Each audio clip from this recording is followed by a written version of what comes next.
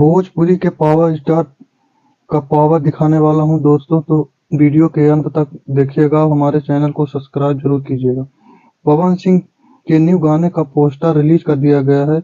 इसी गाने के बारे में बहुत बड़ी अपडेट देने वाला हूं। तो सबसे पहले आपको सभी को बताने वाला हूं, पवन सिंह का सॉन्ग नथिया पर नौ गो, इस गाने की राइटर की बात करें तो राइटर का नाम है सुदीप सुधाकर, और संगीत की बात करें तो संगीत दिए हैं शुभम कुमार और गाने को गाए हैं पावर स्टार पवन सिंह और सेल्फी राज ने।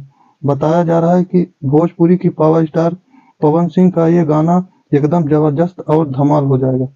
पावर स्टार पवन सिंह का ये गाना पूरी तरह से रंगदारी वाला गाना होने वाला है और इस वीडियो में नजर आएंगे पवन सिंह और कोमल सिंह।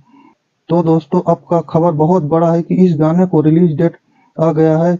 तो नथिया पर नौ गो का रिलीज डेट 6 दिसंबर सुबह के 6 बजे रिलीज किया जाएगा और उषा फिल्म के यूट्यूब चैनल से गाने को सुनिएगा। बहुत सुपर है।